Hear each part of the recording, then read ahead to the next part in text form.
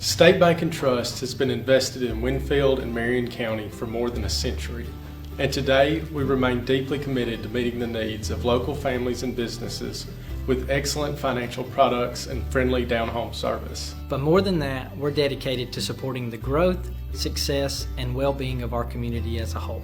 Because when it comes right down to it, there's nothing more important than community. And just like our outstanding city officials, police, and fire departments, you can count on State Bank and Trust to help make Winfield and Marion County a great place to live for everyone who calls this area home. To the republic for which it stands, one nation, under God, indivisible, with liberty and justice for all. Focus on that indivisible for a while.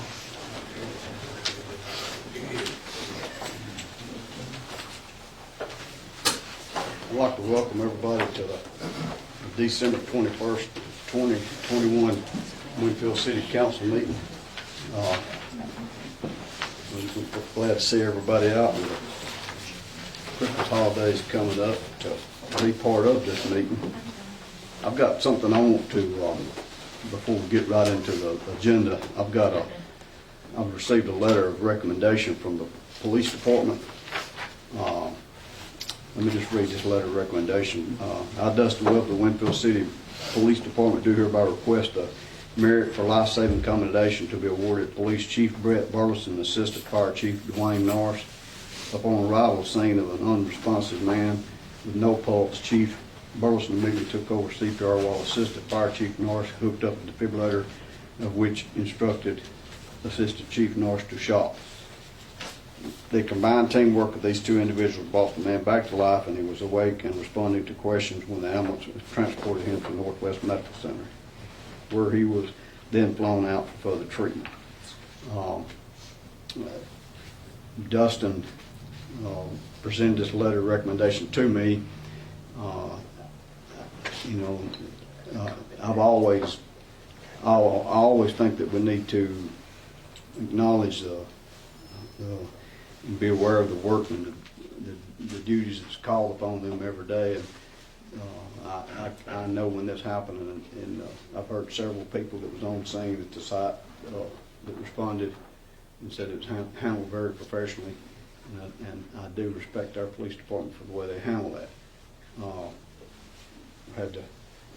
Brett would have never wanted to probably accept nothing like this, but being in the position he's in, the work that he's done with our police department, Alan with our fire department, all of our first responders, I'm personally proud of the way you handle the job that y'all do for the city of Winfield. I believe, Burrows, you got, if you will, present this, what we've got for them. Dwayne, where's Dwayne? Dwayne, you want to come up?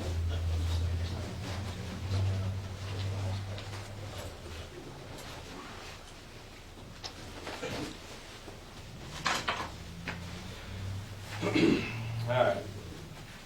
I, Brad Burrows, Lieutenant Investigator for the Winfield Police Department in the City of Winfield, Marion County, Alabama, have requested myself and Sergeant Dustin Webb to hereby commend Chief Brett Burleson for reacting in a manner of excellence and professionalism in the course of his duty as a peace officer for Winfield Police Department. Life-saving.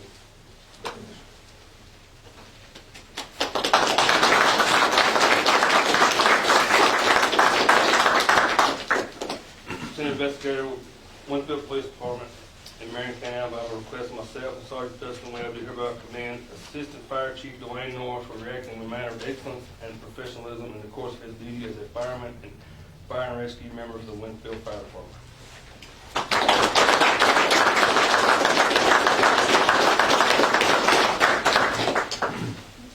I do appreciate the work that y'all do and the way you handle yourself and conduct business. I asked for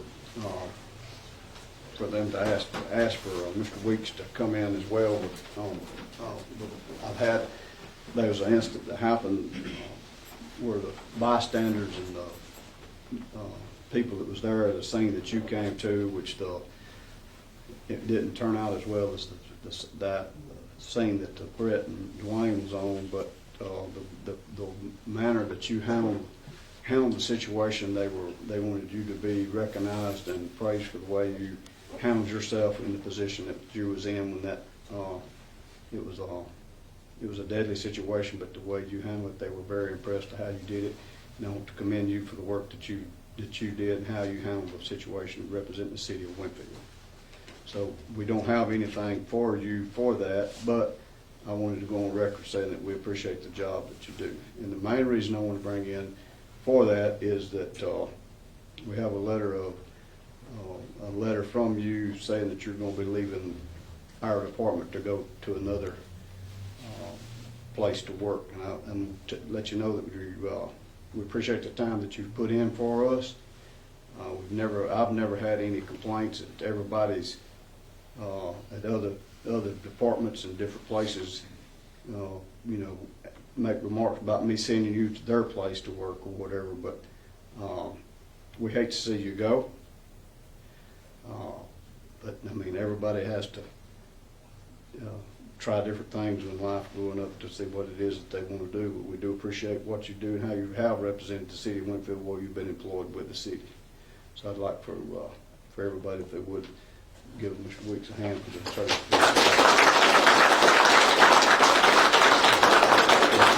I hope you know you'll be missed, and I hope you know that I feel like you made the wrong decision. Yes, sir. Do we not deny his request? Doesn't do any good, we understand it. But y'all free to go if you had other business to do. I wanted to bring that up before we done anything else. I appreciate it. Thank you. Yeah. All right, first item on the agenda is approval of council minutes for the December 7th, 2021 Winfield City Council meeting. If nobody's got a question or comment how those minutes is written, I need to ask for a motion to approve.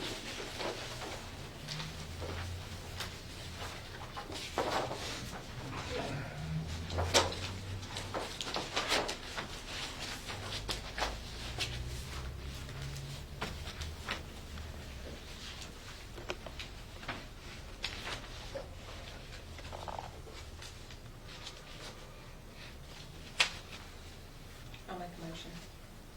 Gina, second. Tim, say all in favor. Next item on the agenda is review ordinance number 977, draft for amendment to ordinance 947 regarding fireworks sales. Is this the corrected? This is the corrected ordinance that we got. Todd, you want to point out anything in particular on this ordinance? How it's Yeah, I'll point out just a couple of changes. I met with Sandy and Alan and Dwayne to go over this. The fire department will be handling the enforcement of this ordinance, and they'll be the enforcement officers. So I met with them, and we made a few changes. The first change we made is in the title and in the body. We changed this to, it now reads, fireworks within the city limits and fire coverage jurisdiction of the city of Winfield. So we wanted to extend it to our fire coverage jurisdiction. We added that language. The only other changes we made are on page 2 of 7. It's now 2 of 8, I think. Yeah, it's 8 pages because I added some language to it. On page 2 of 8, paren 4, the first time we went over this, we had a $1 per square footage per square foot, and it was based on square footage, and we've discussed that. And the fee that I've got in there is just a flat fee of $250. It doesn't matter what your square footage is; it's just a flat fee of $250. Now that $250 can be $150, it can be $200, it can be $250, whatever y'all want to. But it was a in the old version it was $1 a square foot with a minimum fee of $1,500. So I mean we're not, we're requiring state license and be permitted from the state of Alabama. So we were really just in our permit fee, just trying to collect to basically handle the operating costs that we have in enforcing it and throughout. And so we were trying to keep it as low as possible. So we set that at $250. Then on page 3 of 8, now. Paragraph 1 under section 10, down at the bottom. When you go on over to page 4 of 8, on that paragraph, we added the following language after the word Winfield. We added the language from the state fire marshal saying that, well, it left something out, Angie. Let's go back to that. Yeah, it begins on page 3 of 8, I'm sorry. After the word Winfield, in parentheses, in paragraph 1, a permit may be issued for the sale of fireworks from a modular or mobile building if the structure is 8 feet or more in width and 32 feet or more in length, from which all wheels have been removed and the structure is placed on a non-mobile foundation. No permit shall be issued to an applicant for a previously unpermitted location until the premises where the fireworks are to be stored or sold have been inspected by the state fire marshal or his designated representative, and it shall have been determined that such building and facilities within the building and facilities for storage meet reasonable safety standards for the storage and sale of permissible fireworks. Inspection is not required for renewal of permits at the same location to be operated by the same owner unless there's occurred substantial structure or environmental changes.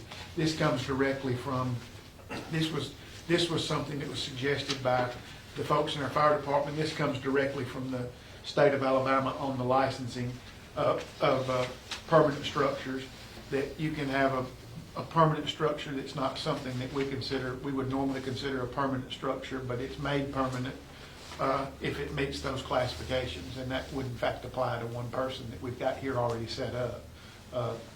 And that's in the state code, so we decided to go ahead and include it in this one to encompass. Then in paragraph 4 of that same section, it's on page 5 of 8, paragraph 4, paragraph 5. The site utilized for the seasonal sale of fireworks shall be a minimum of 100 feet from any fuel source and no farther than 1,000 feet from an operable fire hydrant. Okay, we added that. It was 500 and we added it to 1,000. Okay. We also included in here a provision that all structures are to be sprinkled. They got to have a sprinkler system in them. So all permanent structures have sprinkler systems. That is because the permanent structures housing fireworks year-round. You know, temporary structures are just, there's a limited time where fireworks are stored there, but if you're a permanent structure and you're open full-time and you're always selling fireworks, we wanted you to have a sprinkler system in your business. If they're all, 365, 24 hours a day, 365 days a year. So we added sprinkler system requirements, and the only other change we made is, if you'll remember the old ordinance, the original ordinance said that the posted sign must say fireworks, no smoking. We were advised when we had that meeting that the problem with that is that if you go into a business and they've got a sign that says no smoking, but doesn't say fireworks, no smoking, or they need to put up a sign somewhere, they can't get those at Walmart. A fireworks, no smoking sign that says specifically that language is hard to come by. You have to order it somewhere, so you may have a situation where they're out of code for a period of week or so while they're waiting to get their sign in. But if you've got somebody that's not properly signed, by just having no smoking instead of fireworks, no smoking, once again it's a fireworks stand, so we don't need to say fireworks, but just says no smoking. If they're not in the under code, then they can simply run to the store and buy a no smoking sign that satisfies that requirement. So that's a lot easier for them to satisfy. So we changed that. And then the only other change from the one that we talked about the other day was I took out in section 13, under public display, permits required. I took out some language. Specifically, I took out the language and shall not include such items of commercial fireworks as cherry bombs, Jupiter salutes, repeating bombs, aerial bombs, and torpedoes. We took that out because we're not really dealing with public displays anyway, because it's Class B fireworks. It's not Class C that we're, dealing with under here.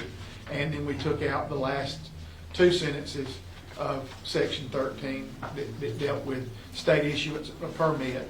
Because we're not into that. We're not into that business, and this doesn't actually impose any restrictions on Class Bs. That's something else. Finally, on Section 14, the city's code enforcement officer was changed to read the fire chief or his designee. That will be the code enforcement officer. So under Section 14 of the new one, you'll see it says the city's fire chief or his or her designee shall seize, take, or remove. That's who's the enforcement officer under our ordinance. Okay, and with that, I believe the fire department is satisfied with the ordinance as it is, and so I can present that for adoption by the council if the council sees fit. Council got any questions, comments about the way that this revised ordinance reads? Any concerns about it that you don't see in it?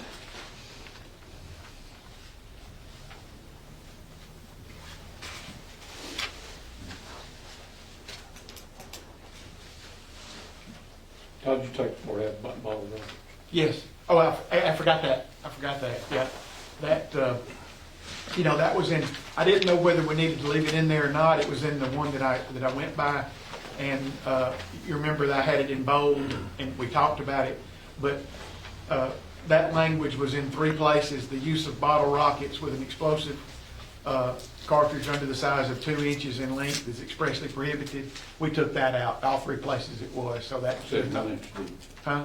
2 inch was okay, but 1 inch was, you couldn't have. Well, we just took out the bottle rockets out. Took it all out. Yeah, took it all out.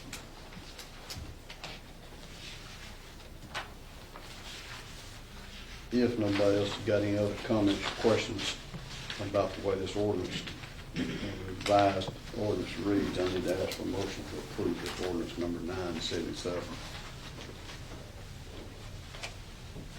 I'll make a motion. Get a second.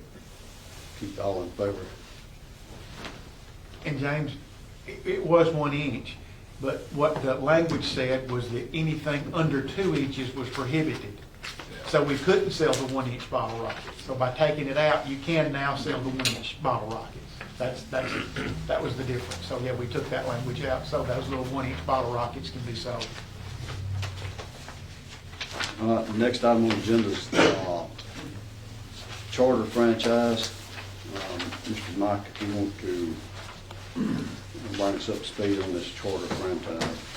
I believe in your packet, I put a sheet, an email between myself and Tim McGraw from Local Government Services.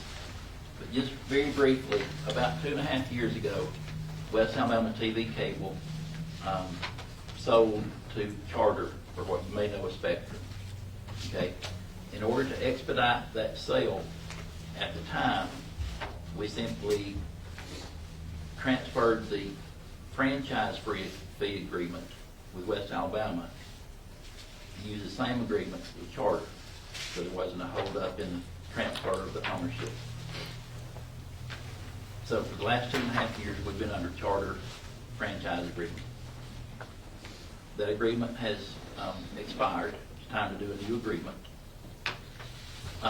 In talking with Local Government Services, which is a company that helps cities, counties do franchise agreements.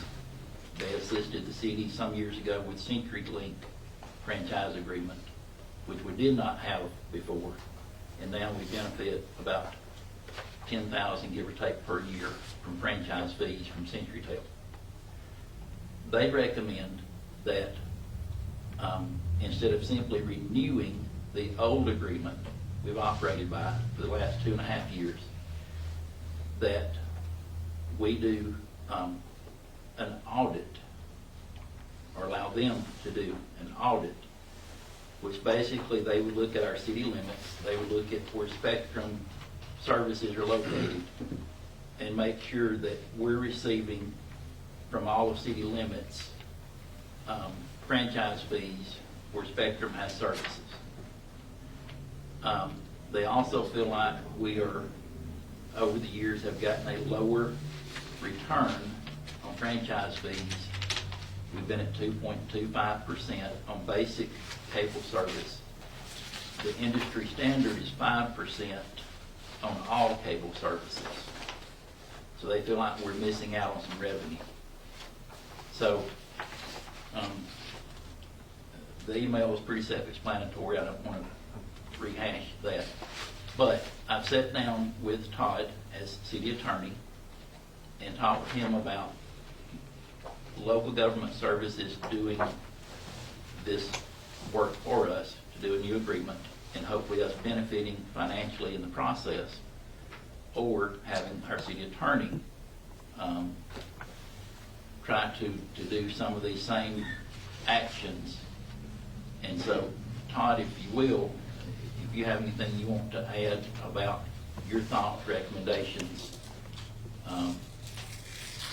of whether we could go with a company such as Local Government Services, which does it for a fee, or work through a city attorney. And I'll let Todd, if you would like to share on any of that. Well, I'm going to say two things. First of all, my understanding was that by law, when Spectrum purchased West Alabama Cable, they are entitled to assume the franchise agreement that West Alabama Cable had. Right. And West Alabama Cable, for several reasons, not going to go into a lot of detail about that, but for several reasons had a very favorable franchise agreement with us.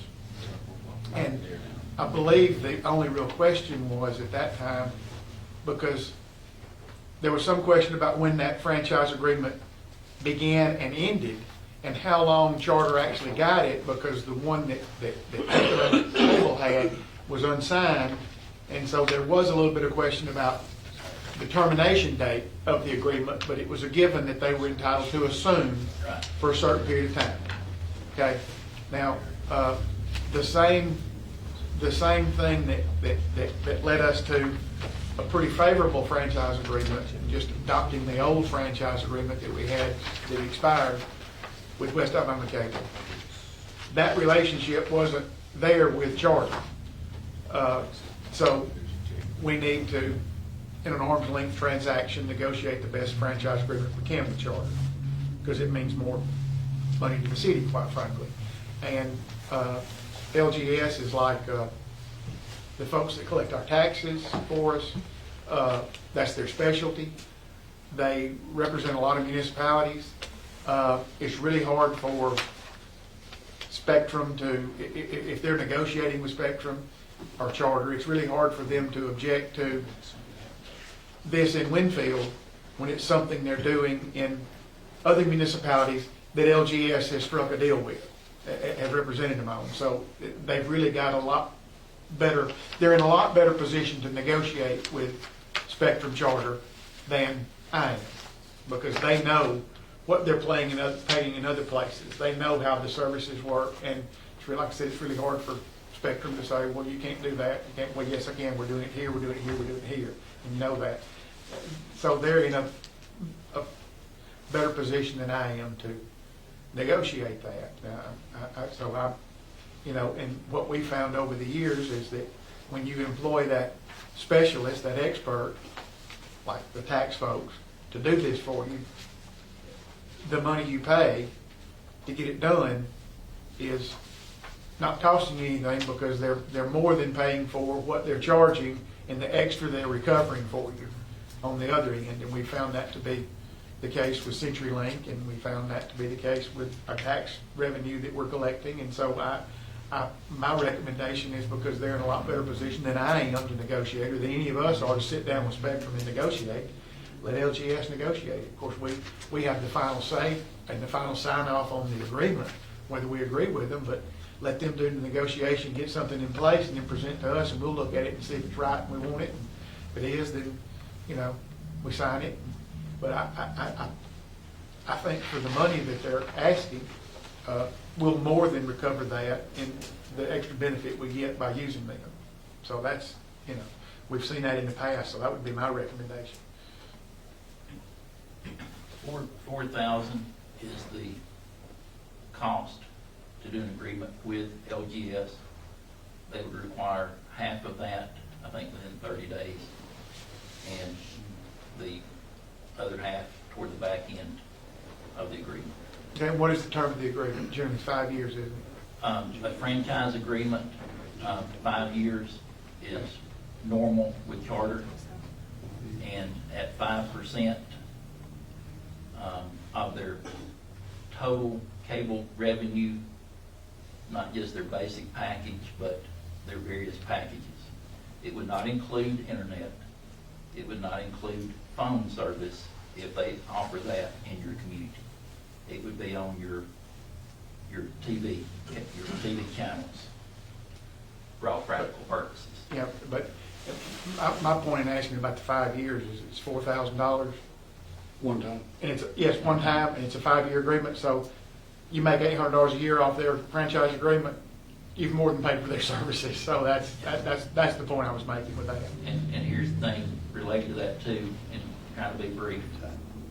In fact, assume that we adopt for LGS to do this contract, and they do a 5-year contract, 5%. 5% is the maximum by law, but that's what most other towns in Alabama are receiving, 5%. In 5 years, the agreement ends. We then have the old agreement that we are allowed by LGS to go in, change the date, change the terminology, whatever we need to. We can use the original agreement that they wrote for us, change it and use it to do another franchise agreement. That's something we can do. We wouldn't have to hire them in 5 years for another $4,000. You pay $4,000 now up front, and you can just simply reuse that agreement, change the dates every 5 years. Did we not have this discussion about the rate of franchise fees 4 or 5 years ago? When our last agreement with West Alabama TV Cable was up for renewal, we did discuss that. The previous council discussed that, decided to renew it at the 2.25% rate as had been in place for probably 20 years. And then that was the agreement that was then transferred over to Charter for their first 2.5 years or so of ownership. Yeah, but if I remember correctly, we've done it at a very low period of time. It wasn't the same period of time that they'd always done the agreement for. Early franchise agreements with West Alabama, I think, were for maybe 10 years. And in more recent years, we've done a 2 to 5 year I was thinking 3. That one was 3, I believe. 3 was the last one with West Alabama, It was and then 3. 2 with Charter. But from speaking with local government, the standard length is 5. And so Charter probably will not go less than 5, would be there.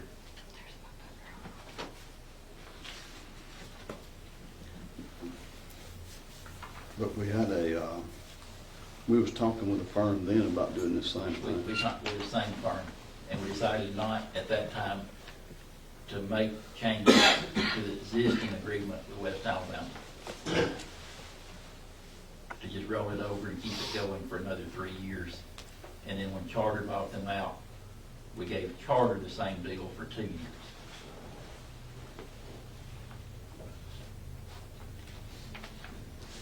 So this agreement's actually run out earlier this year Yes, in May. June, May or June, right through there. I will say Charter, they've been in town with their equipment since about, well, almost a year. They came in January, if you remember, and started replacing receivers and stuff in people's houses. We got our first franchise check from them for January through September. So Charter's been good to work with from that standpoint. They've met their responsibilities under the old agreement, but we're still below. But I remember the discussion 2 years ago of the average rate. Have you spoke with anybody from Charter? Has anybody from Charter reached out to you because this agreement's 6 months in the rear? No. They've been operating under the old agreement. I haven't spoken to them, but just knowing that they paid us for January through September, the agreement ended in May or June. When they sent their check, it broke down every month of what we were entitled to, and it included everything from June up till now, as well as before then. Mayor, I'll say this, that during my treatment period, I've gone back and checked, I had some phone calls from representatives of Charter to my office that were coming through to me when I was going through my cancer treatment. So, I mean, they realized it was running out and they wanted to get something in place, and yeah. So they've just been paying under the old one, but they didn't just let it, run without communicating with us. They have been. They did, in fact, contact my office sometime around August, September, somewhere around there. Probably about the time they were calculating franchise fees. I think it was Taylor Vice, was his name? Taylor Vice. Vice. Yeah, actually communicated with my office, and they told him that I was out and wouldn't be in for a little while. And, yeah, but he did actually communicate with the office. Yeah. So. Let me ask you this. Have you got a contact for Charter? The Taylor Vice would be who handles this, that contacted Todd's office. He would be their person or his designee to handle any negotiations. Well, Todd, I know, I agree with you that that's their expertise and that's their line, and you think that it would be better if they did it. But what do you think that we don't need to reach out to them maybe before we commit to paying $4,000 for somebody to do an audit? If we could reach out to Charter and I'm sure they understand. I remember 2 years ago that this fee was about 2 to 3% lower than everybody else. I believe 2 to 3%. That our agreement was 2 to 3%, if not maybe closer to 4, lower than the other areas. Right. I mean, I think we might need to reach out to Charter first before we try to go into an agreement with somebody to do an audit. Well, Mayor, I'll be more than happy to do that, and I'll communicate with him as quick as we get back after the holidays. I will say this as a word of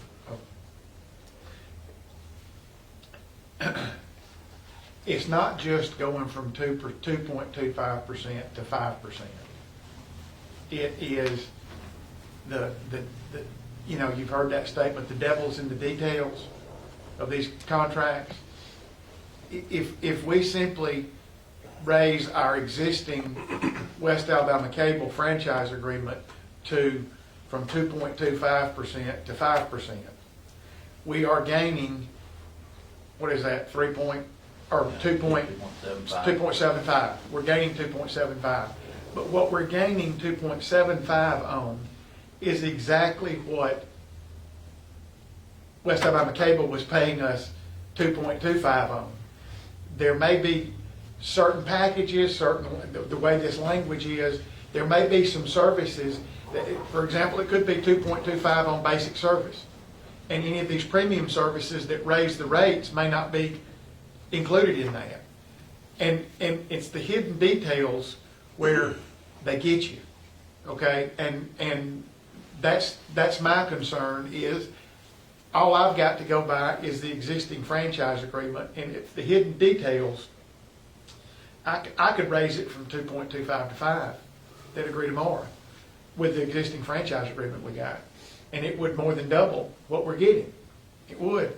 But we may be missing out on monies in other places because they're not paying on certain services and certain packages that they should be paying on. That's what I don't know, Mayor, and I'll communicate with them and talk to them about that. But that's kind of what we find out with these tax collection folks is they pick up what we're missing. They see, okay, we got to add this, we got to add that, we got to add this, so They're in that world every day. that's what they're rather complicated agreements. Franchise agreements are rather complicated agreements, but I'll speak to Charter and do that, and we'll see if that's something that we can work through. And I can say, well, give me one of your existing just ask Taylor, give me one of your existing franchise agreements with a community the size of ours. Let me look at it, review it, and we'll go from there. And then I can use that as a template and see where all the things are hidden and go forward. So, I mean, yeah, I can be more than happy to do that. I just was letting everybody know that it ain't gonna hurt my feelings if you let somebody else negotiate this other than me. And that's the purpose of me meeting with Todd earlier, not wanting to cause any ill feelings, if you will, to see if he was agreeable. And he was, yes, they do this every day. This is Right. their world. That's They know the understandable. terminology. That's understandable. I mean, I feel like we should give them a chance to be upfront and honest with us. If not, then, we'll pay somebody to Okay. come back and audit it. Okay. I mean, that's my recommendation to the council. I mean, but look, if the council wants to go ahead and do a contract with them, I mean, I'll leave it up to the council. But it's my recommendation, maybe let Todd reach out to them and revisit what he finds from it. Everybody okay with doing that? All right, Mike, you might as well, that's what we'll do. You must stay up there for the next item on the agenda. Yes. The next item is electronic sign quotes. We've been having, we've got several things wrong with the sign that's out front. I'm sorry.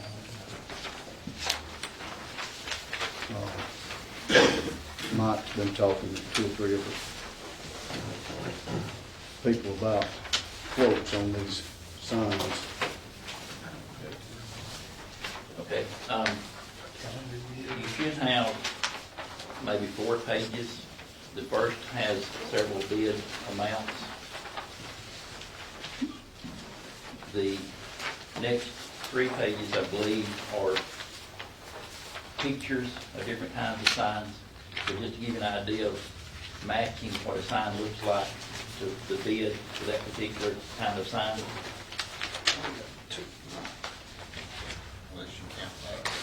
You have a Polaris sign is number 1 under Stewart signs. The Polaris sign would be something like your first picture here. Okay.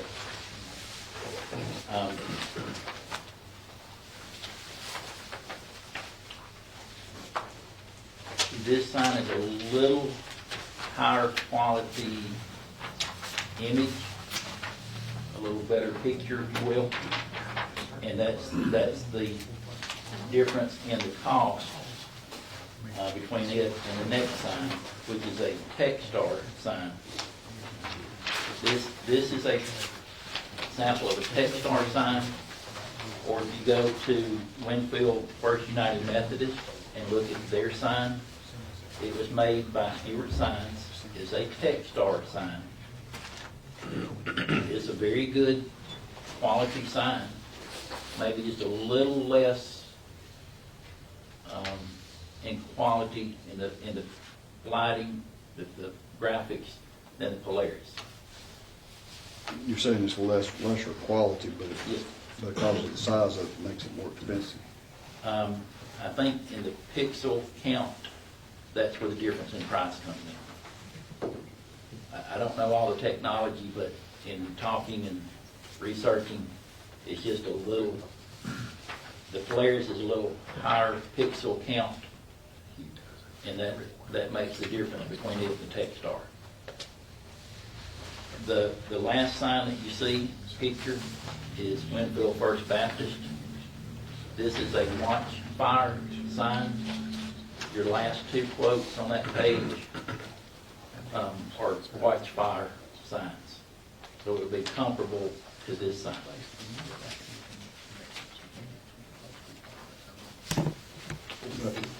I'm sorry, go ahead, Mike. What, now this installation that they've got on here, it's like this watch fire, it's gonna require a different type of installation than these other two.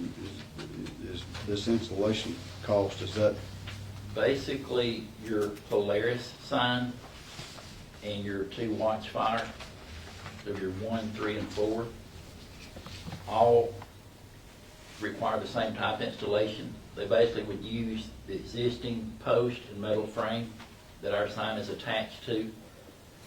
They would retrofit the gray aluminum below and above the sign if needed to match the new sign.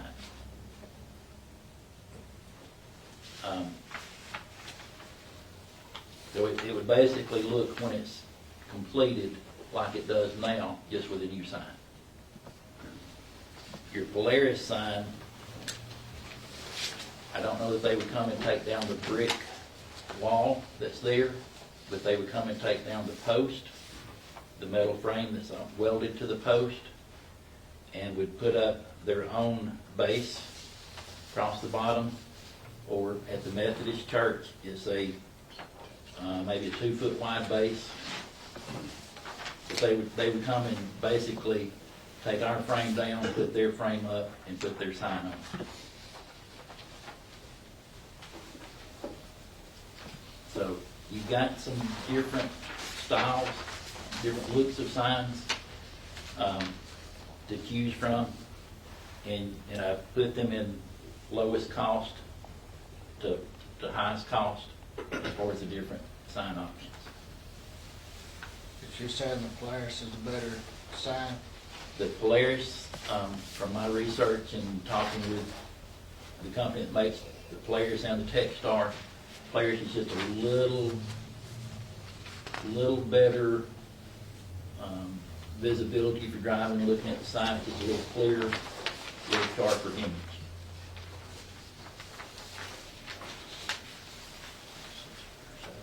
All of these would come with customer support, so if Debbie needs to call and ask something like a technical nature, that's free. There's not an annual cost. They're all wireless, so, and even if, say, Mayor, if you had the password to the sign and you need to put something on it in an emergency, you couldn't get a hold of Debbie, you could go in, you could be in Florida, for example, and you could go in on your computer, type in the password, go in and change the sign. We don't have that capability with our current sign. But technology on any of these three would let you do it remotely.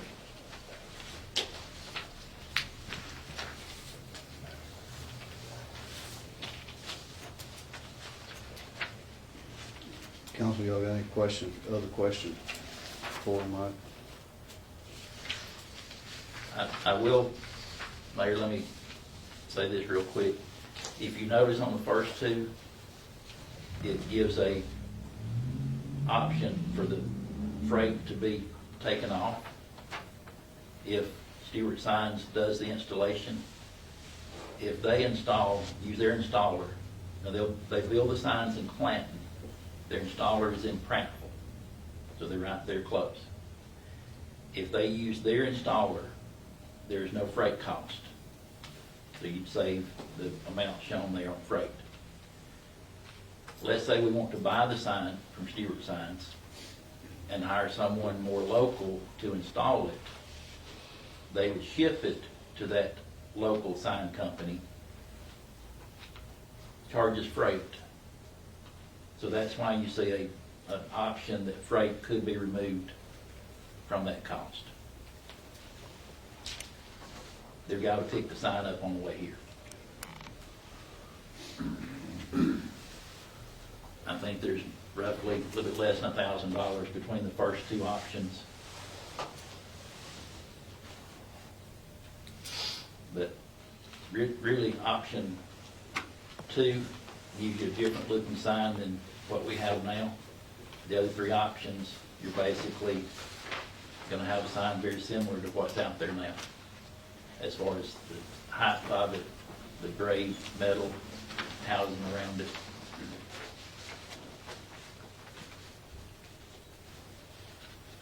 The Stewart signs, that price is with a 10% discount if ordered by the end of the year.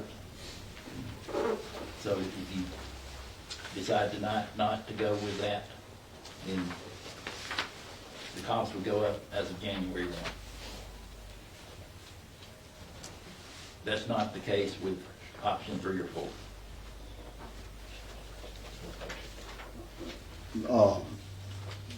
The last meeting that we had was a little bit uncertain on one of them. They had quoted me, I got the email during the council meeting, and I'm trying to read through very quickly. The sign they had quoted was shorter than our sign that's out there now. And so, in going back, and it was keeper sign.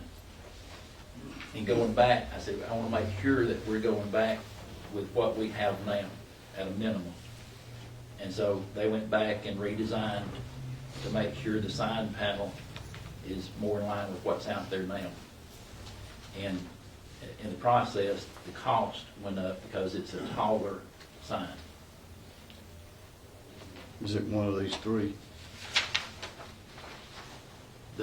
All 4 of these would actually, your panel where you actually read the text would all be around a 41 inch height and around a 7 foot 1 inch width. What's the size of the one out there now? 41 by 7 or 7 foot 2. Basically the same height, about. Yeah, there may be an inch different, mainly on the width more so than height on one of these different signs.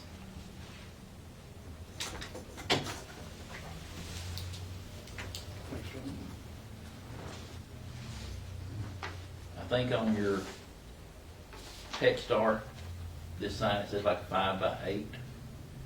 Well, it may be 8 foot to the edges, but your actual area that's got text on it or pictures, graphics, would be that 7 foot. Be the same size as this one. Same size. Just a different, little bit different style sign.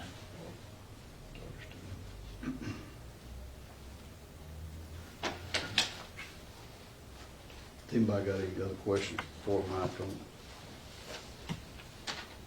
So where we're at is if we either keep going like we're going with the bulbs that's blowed in it, if we revisit it another day, chances are it's gonna be more expensive, like you said, this coming year. Or we'll go ahead and make a vote to which one of the 3 price signs that we want. And I kind of, in my opinion, is if we're gonna do it, we need to probably go with the one that's,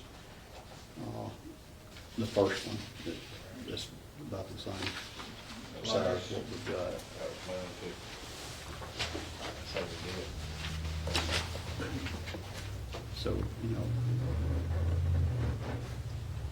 I'll ask for a motion to do it, then ask for a second. If we don't, we'll let it die on the table. I mean, that's the only way I know how to. I make the motion we go with Polaris.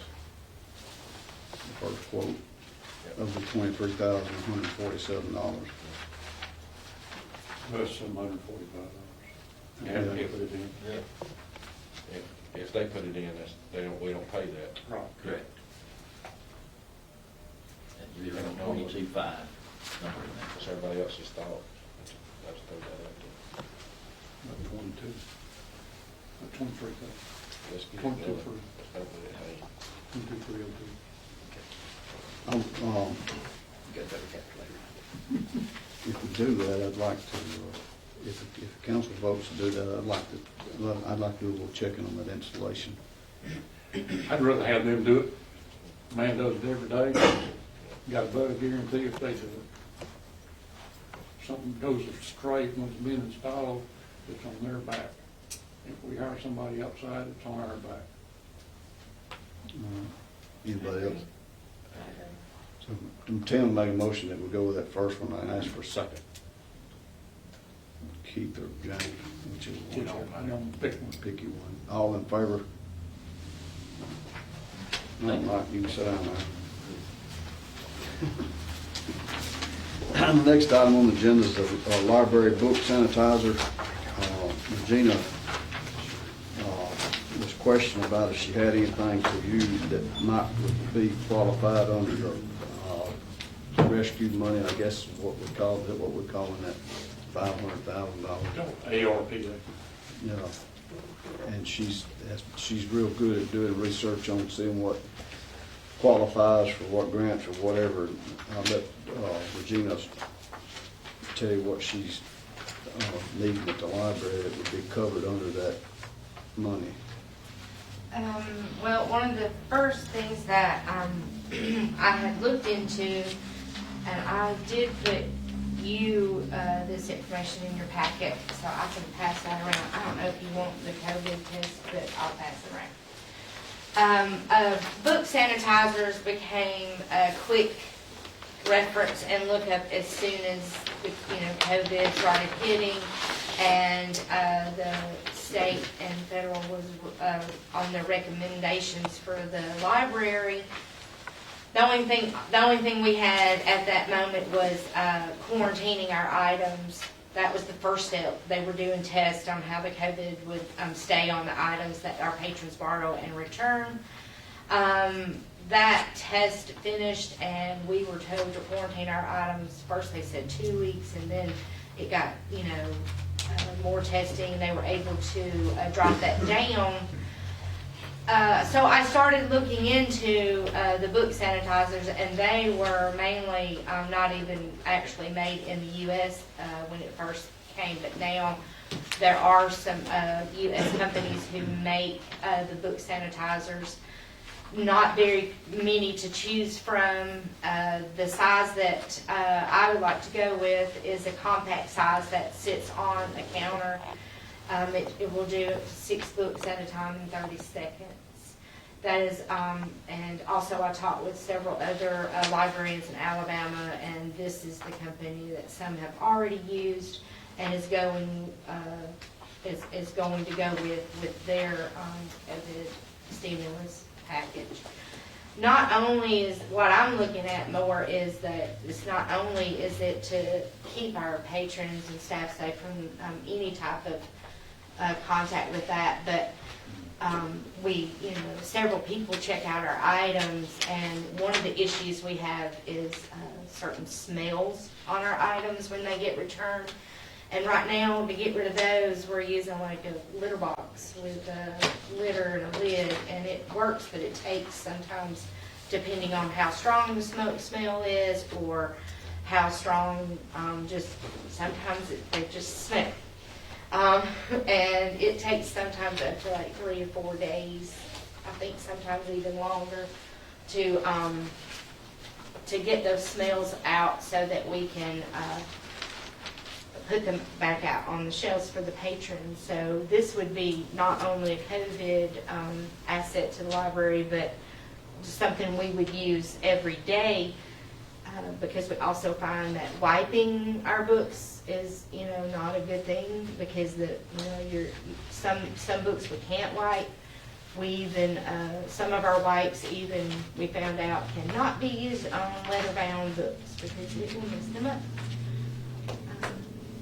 And like the larger units that sit on the floor run like $9,000 and more, to where this one is your lower, the price on this was a lot more agreeable.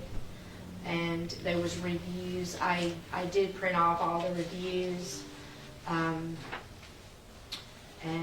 spoke with other public libraries, and this is the machine that a lot of them are going with, because it's compact, and to do 6 books in 30 seconds would really help us out a lot, and then we don't have to quarantine our items any longer. Take longer than that for a minute. You're right, exactly. But this is just something that we could really use during flu season, strep season. It just, because if you've seen movies or social media memes, one of the things that they always want to poke fun at the library is about people borrowing, so many people borrowing the books, and they're nasty and people don't want to use them. So a lot of libraries are actually even going further and putting the larger ones out front and letting the patrons do it themselves. But I'm not ready to go that far.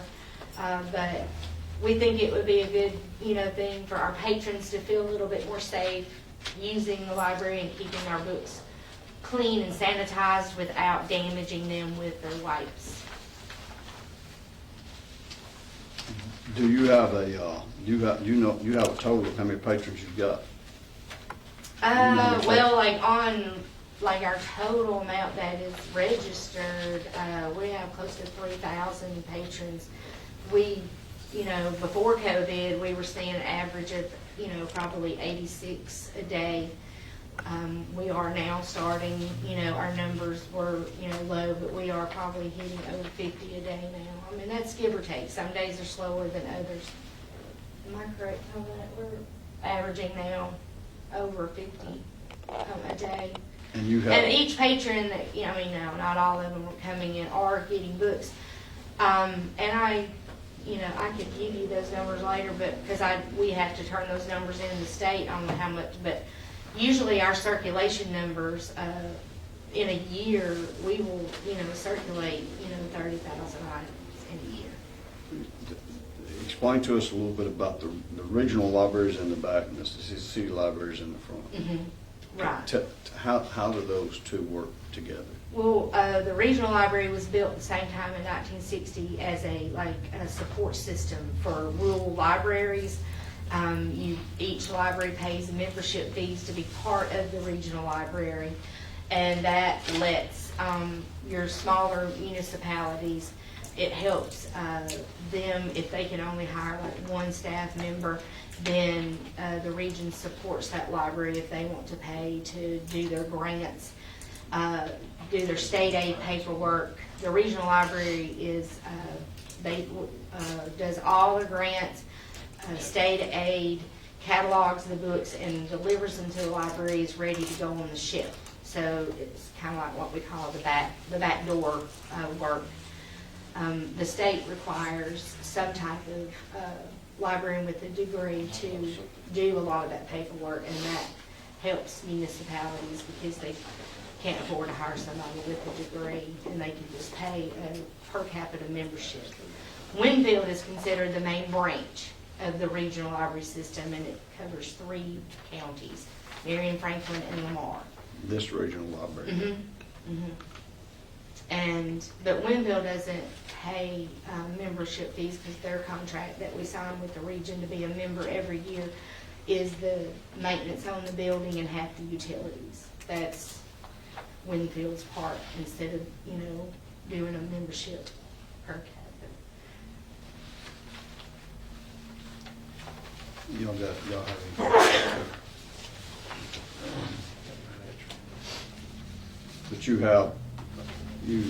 have checked into this will qualify under this. Yes. Yes.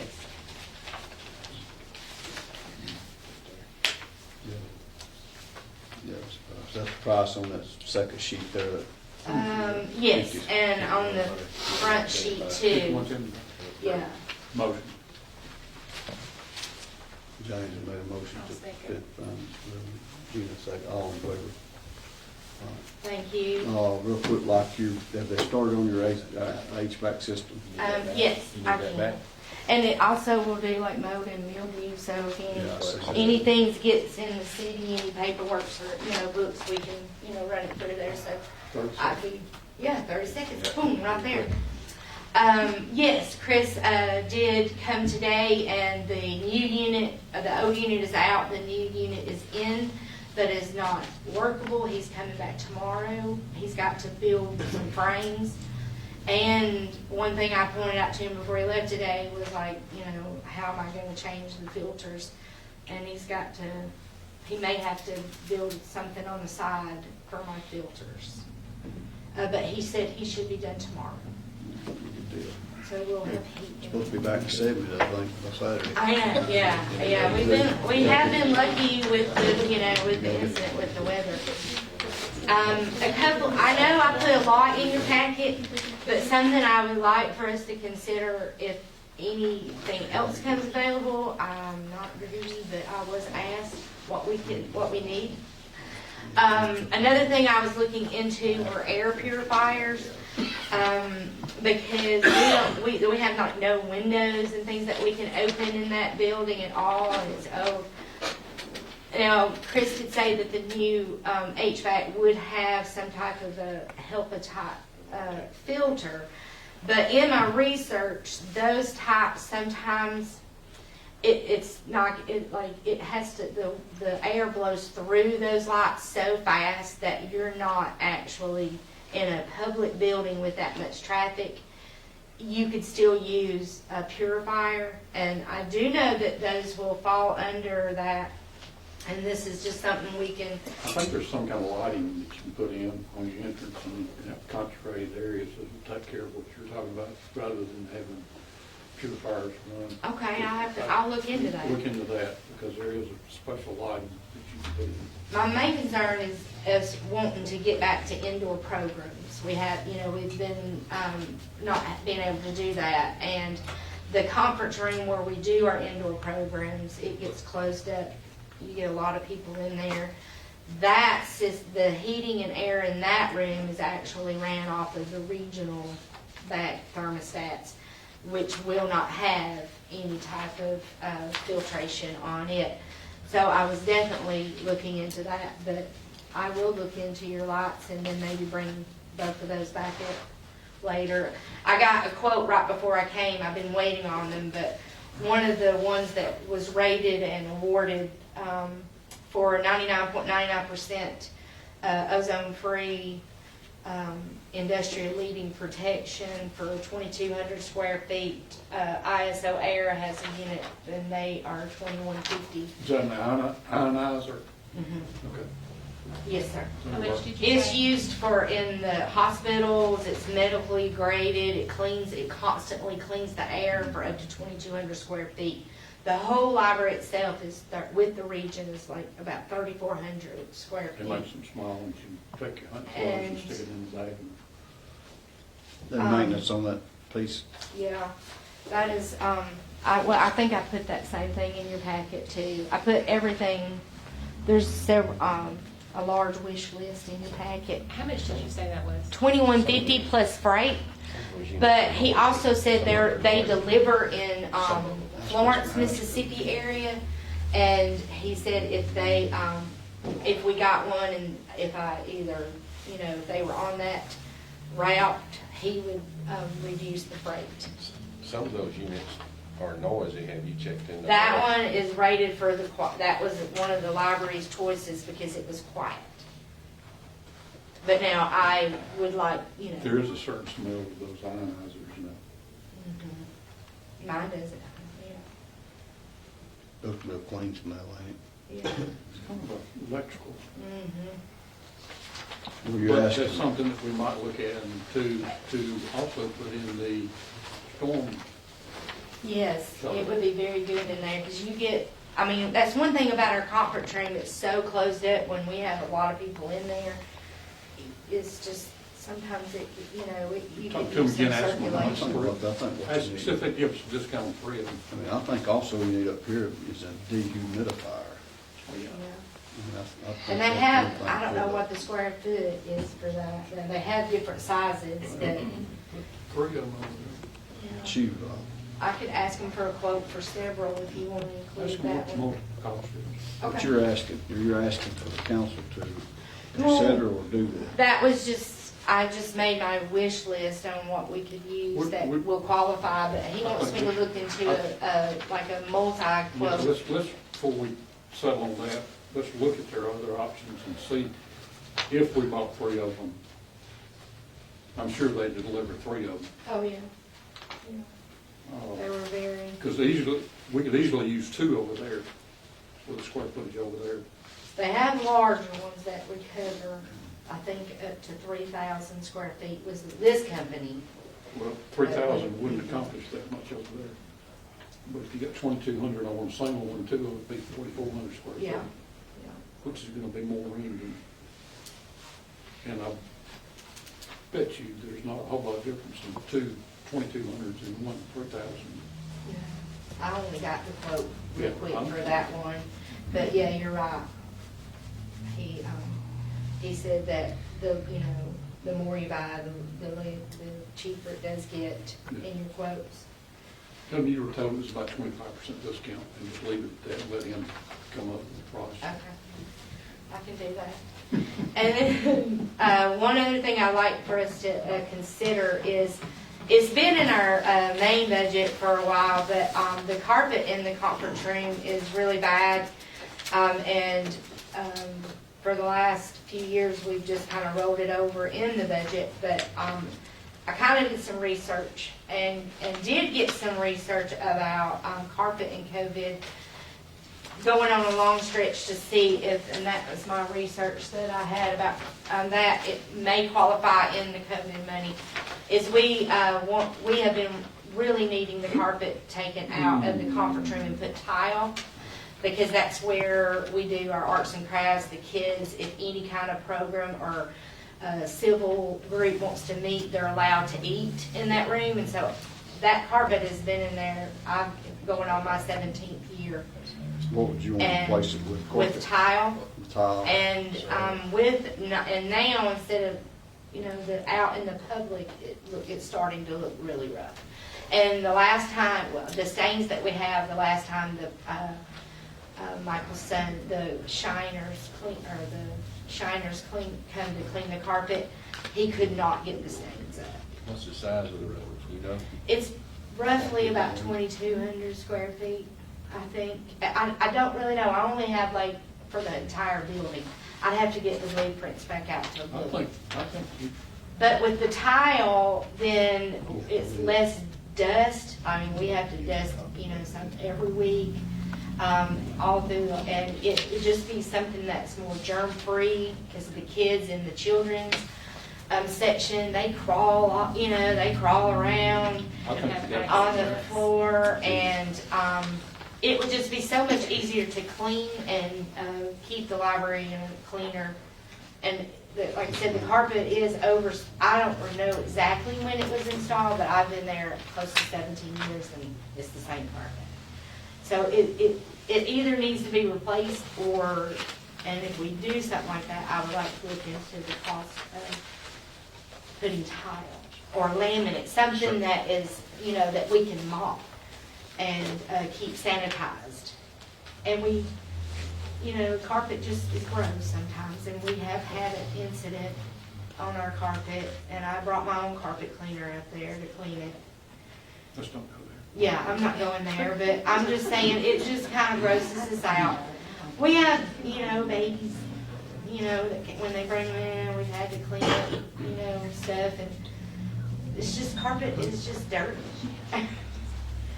Especially in a public, most new libraries being built are not carpet. There's not a single piece of carpet in it. Because it's too much traffic and with the public. That's old school. Yeah, it is. And our tile in the bathrooms are really rough.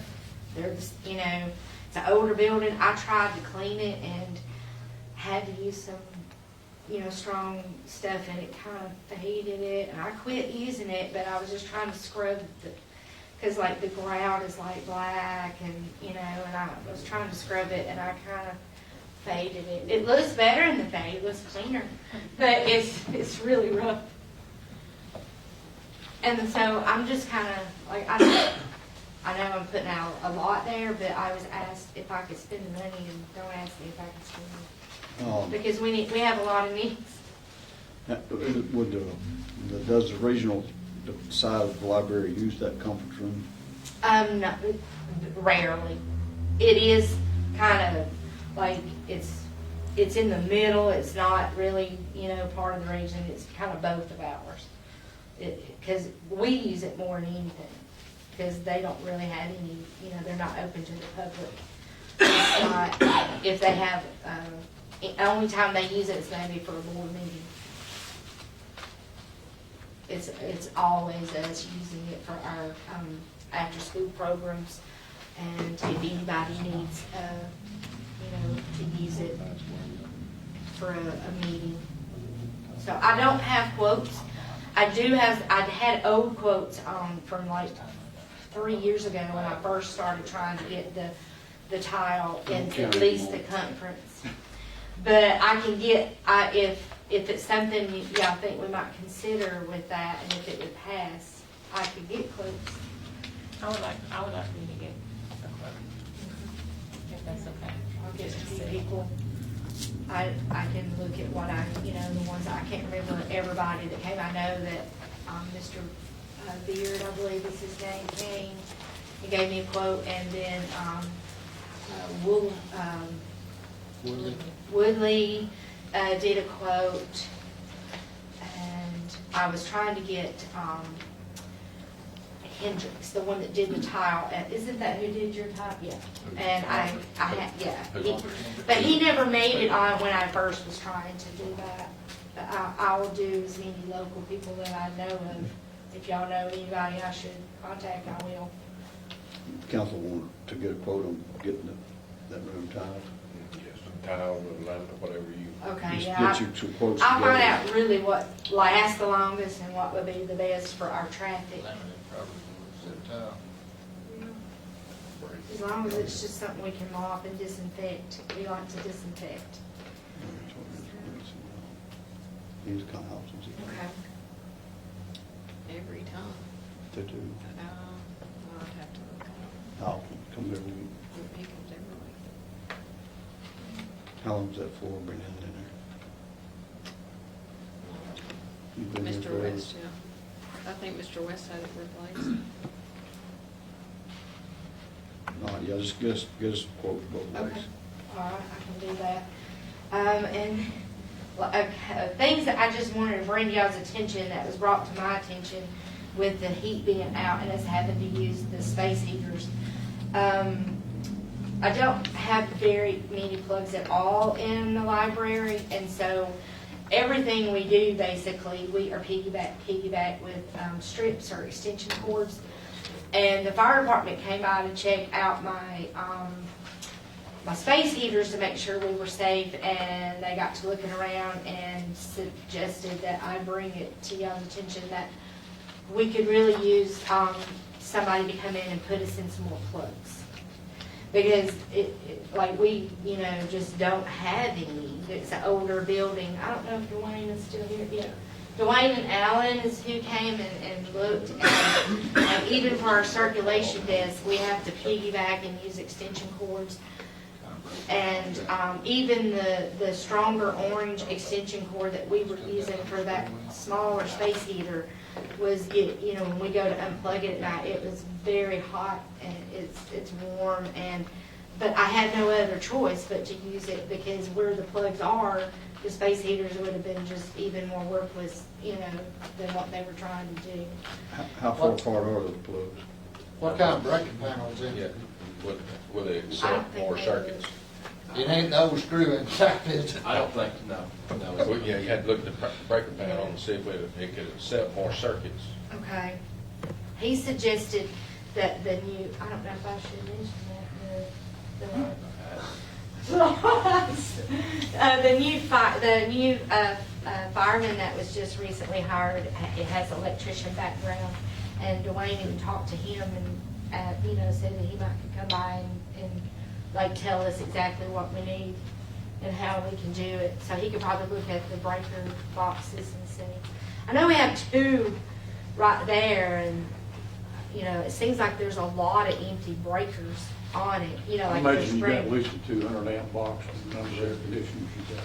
I mean, if the fire department says it's a concern to them, it's a no-burner, we'll get somebody to check Okay. it. It would, because I have to be careful, you know, and piggyback, because I have to watch for cords to make sure nobody trips and falls. And we do have, you know, I have one of those things on the top of it that it'll, you know, you can still trip on that one. But we have it where only staff, you know, can go in and out. And while he's doing that, our outside lights are out around the building. We have some that are working right in the front foyer, but the last time I had some put in was when we had a work release at the street department that was good with electricity. And Roger Estes looked at it the last time he was at the library working on our lights, and he put in a new bulb just to test it because the park tried first. And he says it's it's those kind of inserted lights outside around the building. He says it needs a new connection. Gonna keep on going. I know, I'm sorry, it's just I don't get a chance to come up here very often. And We meet twice a month. But I would like, But I feel so bad. but I gave Randy the whole packet, you know, and I was like, look, we'll do what we can. And I know I'm asking a lot, but it's just some things that have just kind of come to my attention that we need to work on. And that's it. That's it. Well, and the roof. You got Everybody it. go sit down like that. The roof drains, I've had trouble with it. The fire department have to come out and shoot the water in. Don't you have to clean the roof and then clean the gutters, because Rodney Ingalls came out a couple of years ago, Building tomorrow. and he said that the water sits way too long after a rain, and it's ruining our roof. Because you got a phone call that somebody thought we had a water leak, but it's just because it takes a week sometimes after a rain. The drains on the side of the building are still running of water. And Rodney Engel was supposed to have sent Randy the quote for fixing those, and the I guess you would call it like the molding around the roof is rotted, the wood around the edge, and now squirrels are getting up in there. I got rid of the squirrels a few years Better do that ago, tomorrow. and they we can hear them up in the ceiling, and not as often as it was, and we even have one running in our light fixture. You're gonna talk yourself out of the building if you're not careful. No, we can redo this building because I'm waiting on a we'll hire construction a grant maintenance soon. man. But that is just recently. This is for the lake. Yeah, and we're a staff member, because we were trying to figure out where they were coming in, and I looked at all the old spots that they fixed, and they still look good. But a staff member noticed one day coming in or leaving that's how we figured it out. It was in the rotted trim because she saw it going up the side of the building and go in. So, and then I think that's it. I put all this in Randy's packet, so y'all can ask to look at it. Everything else. We need to get a water system to put up there, and take care of the squirrel problem. Okay, I am so sorry I brought all that out at once. And I Well, was that's good, hoping, because you hadn't been in the. I wanted us to be able to do as much in the COVID packet as we could. I don't think squirrels qualify there. No, squirrels may not qualify, but, okay. Well, thank y'all for letting me take up your time, and it's just, like I said, these are things that's just recently come up, and I wanted to bring them to your attention. And thank you so much for allowing us to get our book sanitation. We appreciate that. And I will be back with the quotes and the information on the other things for you, James. Thank y'all so much. I appreciate everything you do. All right, next item on the agenda is old business. We'll start with James tonight. You got any old business, James? You gonna start with me tonight? Yeah. You gonna give me the floor?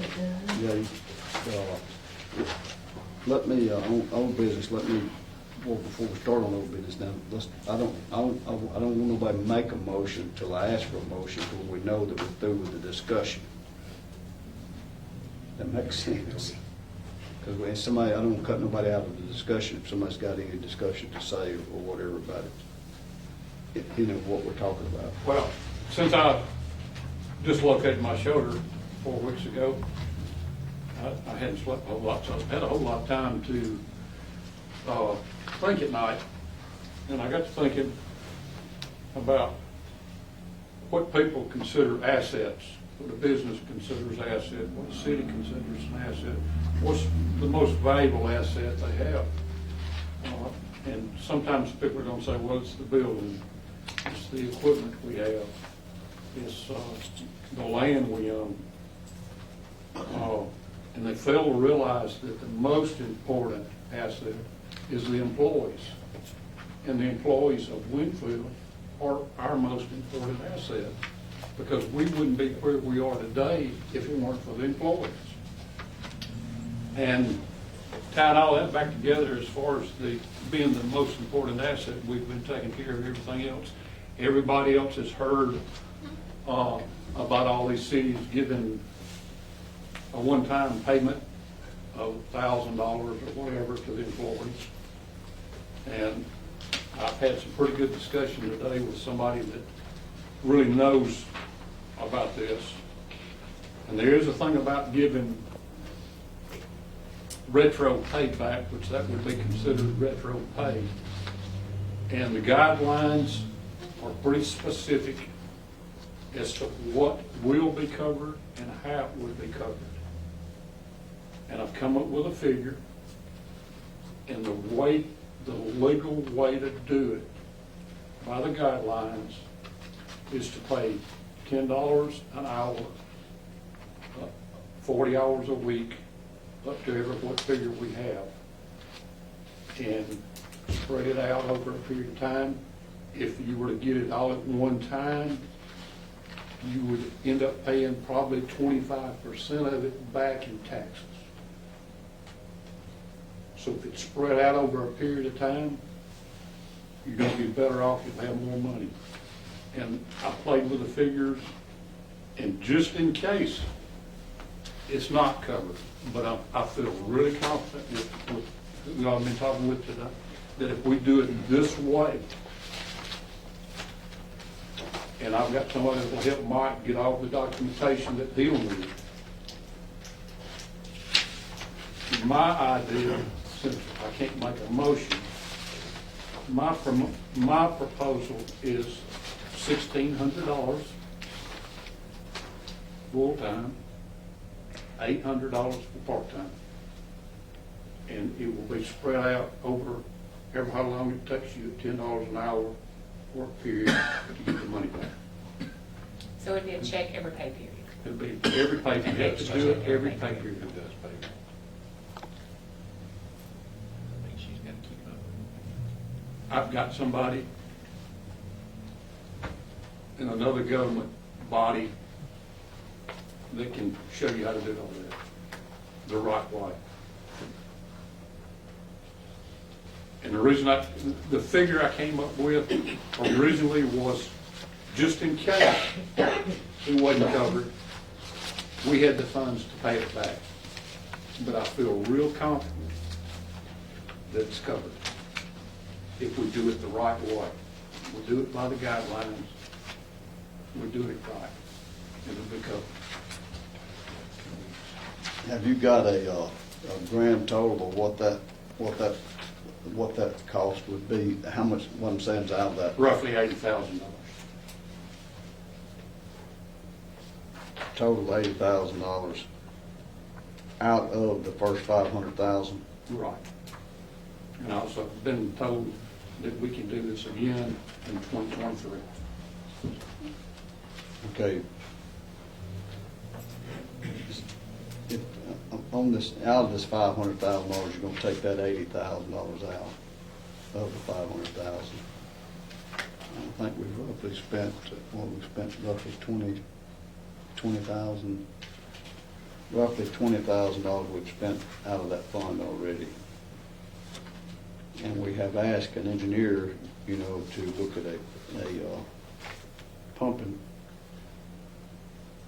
station to increase the water pressure on Ember Drive, which they haven't got back with me on what that's going to cost, and on Smith Road. The water pressure, is that not the water department's responsibility? And we still have a issue at the park with the sewer. Now, I just want to make sure that we're not spending money to see what it's going to cost maybe to have other things done that we also know that qualify. So, you know, I just want to make sure that we don't go, what I'm saying is, we don't need to be wasting our time on other projects if we're going to spend this money somewhere, some other way. If we're going to come up every week, it's just like Gina was asked if she needed anything in the library. And then I think probably every department here was asked if they need anything that might qualify under this. We need to go ahead and set guidelines of how we're going to use this money. We don't need to be trying to spend it, and then wasting our time looking at spending it some other way. I mean, I'm all for giving, you know, employees what we need, but we just need to make sure that We're looking at 8% of our total. Sir? So right now, we're looking at 8% of our total over 2 years. Yeah. So I'm just. I think they're worth it. I just want, you know, we can probably go back and look at the minutes when you asked if that was a water department issue. You know, the water department handles that issue. We early on when we got this money, we talked about possibly doing a pumping station south of town here to get more pressure for these people that's got issues over here on Ember Drive and Smith Road. At the end of Smith Road and Ember Drive, they don't have no water pressure. Now, which our engineer that we've been using, Luke Porter, I met with him last week, and he's working on this. And I've also met with another engineer about the project problem that we got at the park with the sewer. That's going to take a little bit of money there too. I just don't want us to waste our time trying to do something. We've got a pocket full of money here, but my understanding is we're going to look at doing this or look at doing this, and then we come in here and we're going around to everybody in each department. Is there anything that you need while we got this money? Does that make sense? It does. I'd like to be on the same page, I guess, with y'all. Y'all gonna make the ultimate decision. You know, I'll make recommendations of what I feel like we need to do for us, things that I see that we need to do. Of course, y'all do the same thing, but if you're gonna go asking every department if there's something that they need, and then you won't give them $1,600 full-time and $800 part-time, I just don't want you to run out of money. I mean, I just want you to consider that, I mean, when you go forward with doing this. And I really don't like us basing what we do on what other municipalities has done. I mean, I think every department head that I got will know that I struggle to try to make sure that they've got what they need in their department.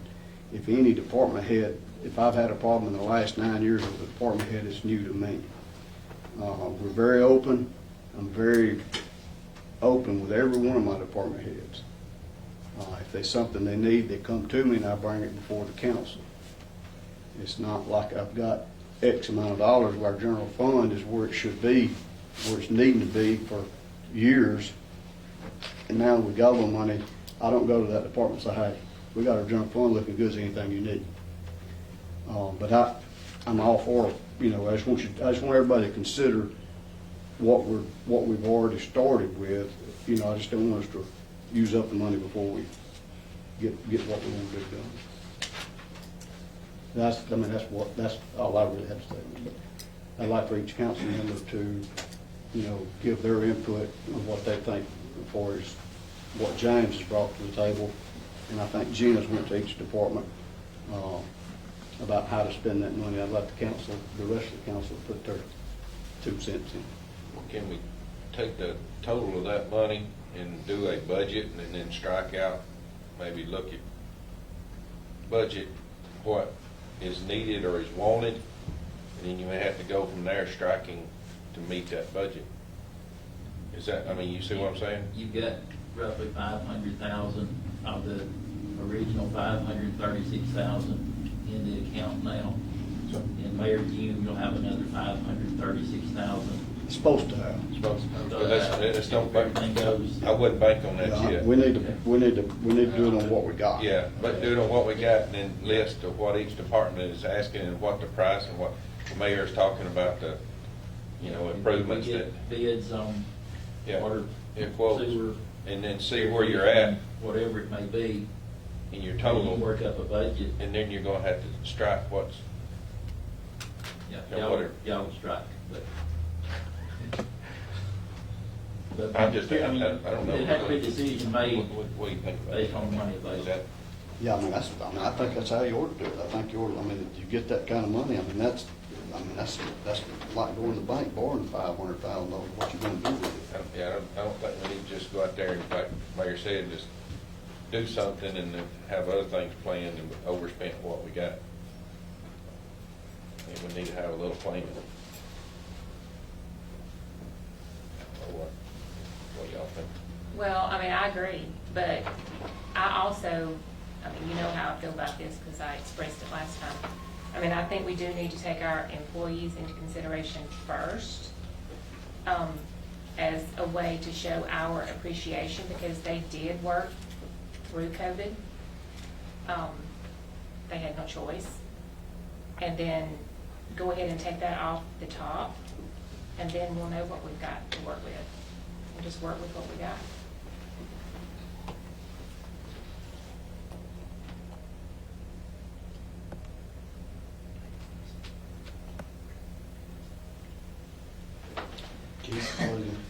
Maybe turn that camera off. That thing is, I don't see the government giving out free money. I figure we're gonna have to pay this money back. That's my opinion. So we better be careful how we spend it. I agree with that. But I mentioned sending it back to them because we didn't ask for it. But I'm all for getting what I feel like that we deserve for us grants and different things. And I always have the look too. If we don't spend it, somebody else is. But I don't want to. I just don't want us to. I'm all for what Gina and James is wanting to do for us, our employees. We might want to wait and see how many transfers that we have before we do that. How many change of jobs and then do it. But anyway, no, I'm just joking. But I just want us to maybe get a plan of how we act. We can do, like she said, do this first, and then what's left will go toward the other projects. As long as we've got a plan. I don't want to be working on this over here and then it come back with this amount of money, dollars to do it, and then we don't have it because we've done this. Now, the AC unit, it fell under this, did it not? Can we do the same thing with one at the fire station? That's my intentions is all, that's. Do we ever get these We just, fixed here? go ahead and, we just got an engineer to draw us up a bid package to put out for bid for those AC units for every department, except for the park. Isn't that right? To upgrade every HVAC system that we've got because they're all in need. We're still in need here at the shelter. We're in need at the library and the fire department and here at City Hall. When those type systems are more expensive, that's going to qualify under this. It's not like going and saying, send me a 10-ton, 15-series, 13-series unit, or whatever you want to call it, and install it. It has to meet particular criteria for that money to be able to, if we're qualified. And that's all I'm saying is I don't want to. We know we got to fix those units, just like her had to use plug-in electric heaters because her unit went out. It had to be done. And if we upgrade to meet the qualifications for that money to pay for it, I feel like that's what we need to do because we've got to do that. That's a given that we got to replace that. If we won't go ahead and do this $80,000 and then go from there, but I think we need to prioritize and say what's next, you know, and I feel like the HVAC systems and the sewer systems, those most definitely need to be, they got to be next. I mean, if we don't get them to where it qualifies for it, we're going to pay it anyway. I'm just saying, I think we need to, you know, just make sure that we don't go outside and don't bank on that other money to you. I mean, don't count it till it's in the bank. If you're afraid that nobody's gonna qualify for any of this, Oh, you're talking about employees? no, cities in this money. City of I'm Winfield. not worried. I'm not afraid of that. I mean, Yeah, they're not. We We got the money and we spend it. Yeah, I agree with, I totally agree with that, but I want you, I'm not disagreeing with you that we need to do that. I'm just saying that we need to have a method of how what we're gonna spend and when we're gonna spend it, because I don't want us saying, well, we're gonna do it on HVAC, or we're gonna do it on sewer system, and then we go to every department saying, what do you need? We don't really have the money to do that per se if we're spending it on other projects.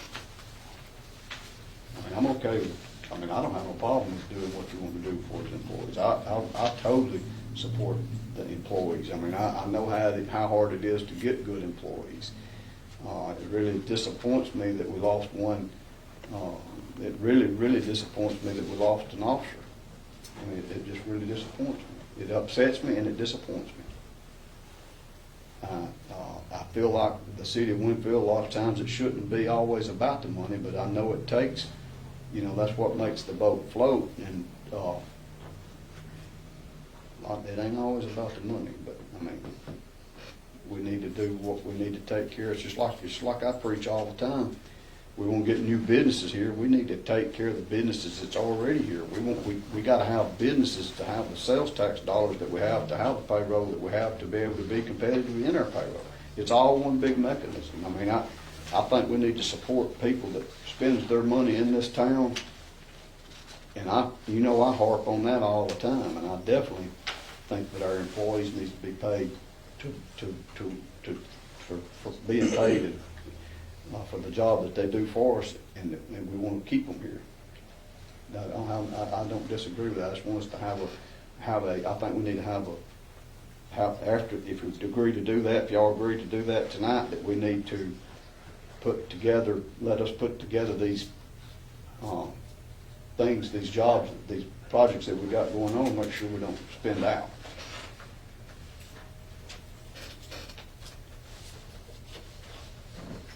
When does the bids come out for the units? Heat there? The heat there? I went ahead and I had to do an emergency call and do the library. I mean, about the other ones. We've already got the package, the bid package going. They sent specs on the AC units. Yeah, we just gotta put it out for bid. Library's still following this. Yeah. The library, don't even count the library. It's an emergency, just like the sewer at the court. And I'm waiting to hear back. I was trying to get 3 competitive bids for the park, including Winston. Mayor, the only specs we don't have is for the NYA building, which doesn't have central heating and cooling. But we were looking maybe to include that if it qualified, if the AC units qualified for this CARES Act money. I To think include that building when they started renovations to cover the HVAC part of that. I think it will if we do it to standard. Yeah. But they have not given us specs for that building. They have for all the other buildings. It is in there. Is it not in that bid? It's not in the specs they sent. They said they would We send need them to later. add it. So far, we have not received them. Well, I'll check. But we're trying to use the grant money that Miriam, the board's come up with for other parts of renovation, and that the HVAC maybe, if it qualifies, fall under this CARES Act money. Yeah. So, I mean, what I'm going is I'm going to go ahead and put this in form of a motion. If nobody else has got any other discussion on this, I'm going to put this in the form of a motion. Which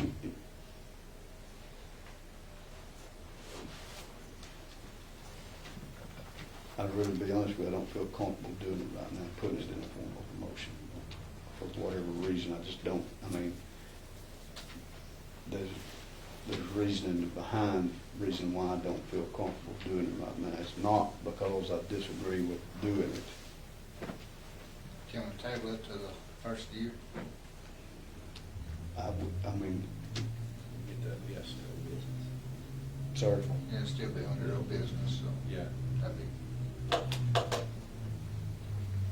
We need an item of solicitor also. Let me find out if there's a deadline on it, as to when we have to do it. If we have to do it this year, I want a special meeting next year. do you know anything about the deadline, Tom? Have you, I mean, I'm sure some of these other municipalities that y'all talked to, or y'all have heard from, I'm sure they'll probably pick the phone up, text one, and they tell you if there's a deadline on it. I'm not sure some of them know. Exactly. I think you need to know everything about it when you go to do it. I don't think, I mean, I feel comfortable that we're gonna have it covered. It's a matter of whether or not we. I don't know when that we're it's gonna in do this it. year, because to get to It's you, gotta be done this year. I'm gonna call and have a special It's in May. meeting next week. I feel better if we table this. There's nothing to table. There's not a motion being made. I know, but I'm just saying, it was a discussion, and I was fixing to put it up for a motion in a second, and I think that I'll feel better if we don't, and we do it this next meeting,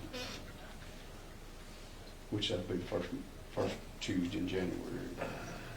Unless I call a special meeting next week. You ain't gonna have to. You ain't gotta have to be by the end of the year. Never say never. Yeah, It's federal government.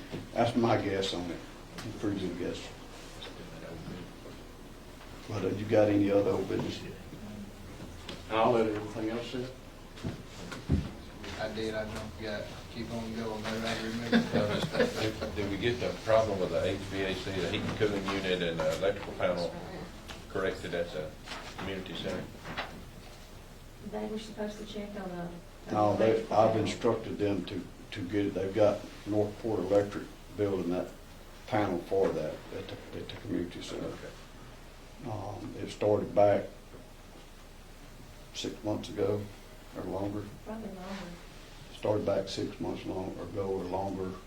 I don't know if it was a communication error with the electrician that was working on it, or it was just they knew it had to be fixed, and they knew we'd want it fixed, but I gave the word to get it fixed. I mean, when it come down to the issue that it was, I said, it's gotta be fixed, get it. So they're having to build that panel. Northport Electric's building it. What is I don't know if you said, Jenny, you said something about the sign machine last time. I kind of worked on it, got it going again, but Mr. Odom has given us his as well. Okay. Well, thank you. Yes, it's from him, Good job. but we need to pay for it So he's just doing his to job. answer all the questions. Bigger and better.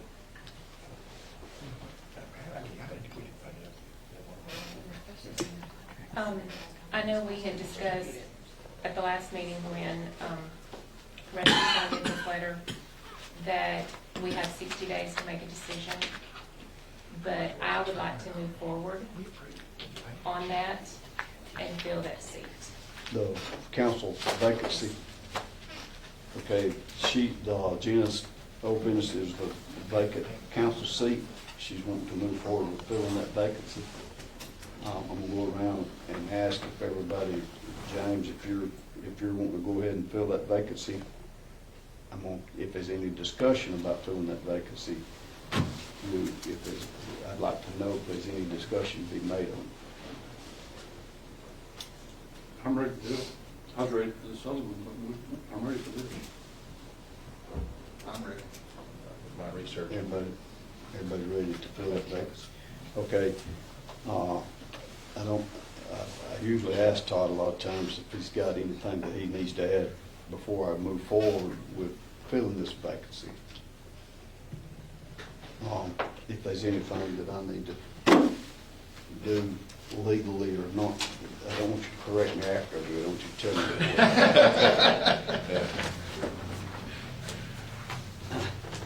Technically, I don't think this is old business. I think you need to be on the agenda. Uh-huh. That's kind We of need what to I, amend the agenda to add it to the agenda, because technically this is not old business. so The that's, discussion about what we're gonna do and how we're gonna do it has come up before, but we've never I make had a on the motion agenda. to amend the agenda. so I need to, if we're gonna do that, I need to.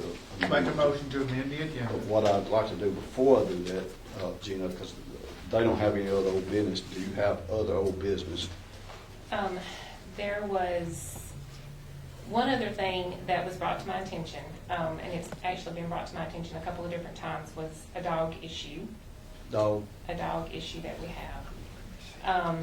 That this past dog issue was just this week, I think it was December 14th, where a pack of dogs had killed someone's dog. And I found out,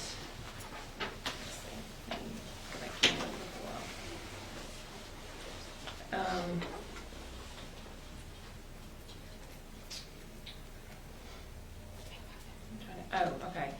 And the dogs that belonged to the house that killed the other dog traveled about a half a mile down the road to kill this other dog. I don't know if you heard about it. It was Holly and Devin Smith. No, I heard something. But then there's another set of dogs over close by the middle school that has been kind of going around that area jumping on dogs. And I know we don't have a leash law or anything like that, and I don't know, if anything can be done, if anything like that happens, but, I mean. Usually what's happened in the past is the person that their dog got offended or got beat up and killed or whatever, the person that owned that dog that lost their dog comes and files a complaint. Okay. And then we'll send an officer out there with that complaint. It's saying that we have had complaints on your dog, you're gonna have to get your dogs put up to where they can't roam at large. They need to be either in the house or put in a pen with shelter, food, and water. I mean, we hadn't never did it, but I think, in a case like that, I think Todd might can elaborate a little bit, but if one has attacked another dog like that, we might could even actually ask to make sure it's been vaccinated. But, I mean, I don't know that we can do that, but I do know that if we file a complaint, that we can take and have the dog, have those people, because we've had issues with it before. Down here in Mill Village, we had a dog had pups, and those houses, were real close. Well, a young girl lived in this house, and this dog here had a dog that had pups. Well, the school bus stopped right here to let this person off at this house. They couldn't go in front of the bus because of this dog trying to be protective of those pups. So that's how that went about, is we immediately then sent an officer down there and told them they've got to do something with this dog because these people living next to them can't be in fear of being in their own yard. I mean, I feel like if they come and file a complaint and we do know who owns the dogs, a lot of times if a dog don't have a collar on it and it's roaming at large, we'll have it picked up. I mean, we'll call and have the dog picked up. If somebody's gonna let their dog be at large, it needs to have a collar on it. But once we get a complaint on it because of whatever issue, there's some there by where you work that we've had issues with. Well, and I know, and that's why I brought it up, is because I know we had discussed it in the past, but now this is a whole separate, another set of dogs. And from what I understand, I think they've killed some cats in that area. And I think this may be the first time that they have killed a dog. But, I mean, they did travel pretty good ways into someone else's yard and Usually what that officer do is give them a copy of the ordinance stating why we're there, why we have the right to be there, stuff the ordinance. We've got an ordinance that states that. The ordinance does address vicious dogs. Brett can elaborate on that. But it's not a leash law, but it does address vicious dogs. You're supposed to maintain control of your animal. Just like what I was saying, so that'd be the steps to go through is to file a complaint here at City Hall. Is this pack of dogs, they belong to somebody? Yes, that they know who they belong to. They trace them back to a place. Residents. Yes, a resident. So all the dogs that were involved in the killing, They belong to the same person. And, you know, I'm just glad that, you know, their daughter wasn't out there when it actually happened. But they did take the dog to the vet, and the dog did end up dying. So.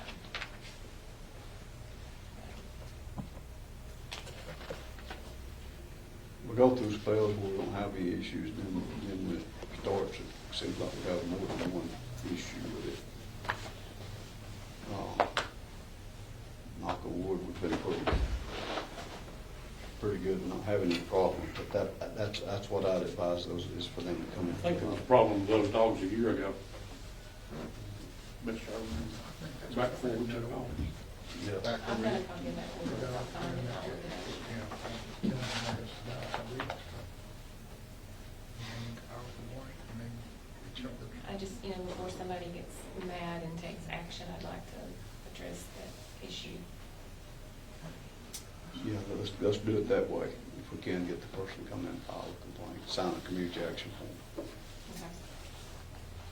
Okay. Is that all the old business you had? Yes, everything else has been addressed. Okay, I'm gonna ask to amend the agenda to discuss, council vacancy. I need to ask for a motion to amend the agenda. James made a motion, second. All in favor? Okay. The reason for amending the agenda is we do have a vacancy in the council. Mr. Barnes moved outside the city limits and turned in a letter to us. We have 60 days to fill that vacancy. If we don't fill the vacancy, then it goes to the governor, and then it could actually go before a judge and have an election. But I've got to, I guess by earlier discussion, that we have got a unanimous decision from the council to go ahead and fill that vacancy. I'm going to probably,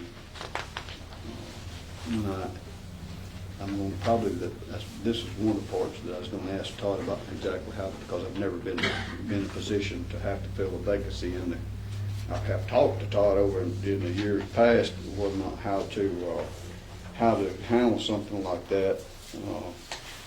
If we had, you know, if that case, if it ever come about, but we never really got into a discussion about it as to how you would fill that vacancy, the proper way to fill it. So, Todd, I don't know that, have you ever experienced as being the city attorney? You have, I think, had to fill a vacancy in your term as attorney. I can't remember having to do one. I can't. Okay. So what I'm going to do is I'm going to kind of just off the cuff, kind of, I guess, try to handle it the best way.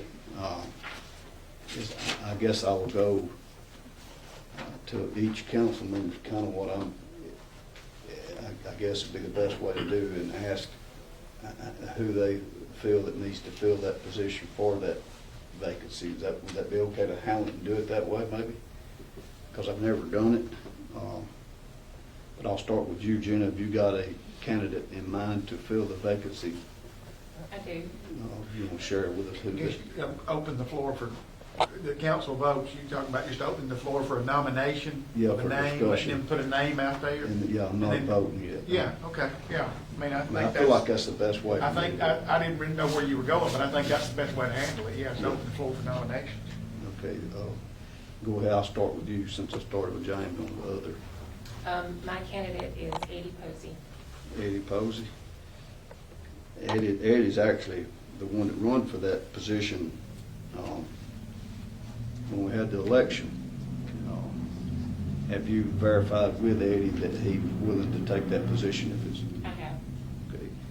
All right, Tim, have you got? It's the same candidate. It's Eddie Mr. Posey. You know, everybody has a opinion when you first hear something. When I first heard this, and Rusty was moving out, you know, you have an immediate opinion. Then you take a step back and have to do a little research.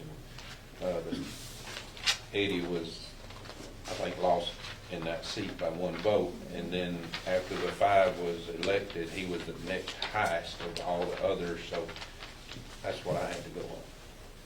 Keith? James, I know you ain't got nobody different. No, I don't have anybody. All right, that being said, the majority, I'm going to ask for a motion to, I guess I can now, Todd. Yeah. I'm going to ask for a motion to fill this vacant seat with Mr. Eddie Posey. I'd like to ask for a motion to put Eddie in that position. I'll make a motion. And second, all in favor. Okay, Eddie, you are now after you get sworn in, I guess. That's what there's got to be a swearing in, and I don't know, We'll try to got do that. anybody in mind to do the swearing in? Well, I think we need to try to schedule for the next scheduled council meeting. That's what I thought we'd do. Have you sworn in, be the first Tuesday in January. Have you sworn in during that meeting. That being said, I want to appoint Eddie Posey as the police liaison, and I want to move Gina to the library. That's how I would like for that to go. But if you can be here for that first meeting in January, and I guess he could fill that seat, it would be prior at the first of the meeting, him take that seat that night. Yeah. Well, I would do it, I would have the swearing in ceremony at the very beginning of the council meeting, and then call the council meeting to order, and he takes that seat. Kind of like I did tonight with the police and stuff. Yeah. All right. Well, glad to have you, Ed. Look forward to working with you 4 more years, and it's like the whole term. It's like you didn't miss none because we got an extra year this time because of the presidential, getting us off the presidential ballot. So I look forward to that. Has he got anybody in mind to swear in? I'll get a judge. Okay. We if nobody else has got any other old business, I don't seem like I had to tell somebody to put something in my folder. I can't remember. I need to ask for a motion to pay the bills. Everybody's not got no questions or comments on the bills list. Tim, Keith, all in favor? Okay. Gina, do you want to? You got anything you wanted to? I did, but I think it may be handled. Okay. If nobody else has got anything, I need to ask for a motion to adjourn. I'll second. All in favor? All right, I appreciate the crowd being here tonight. Good crowd.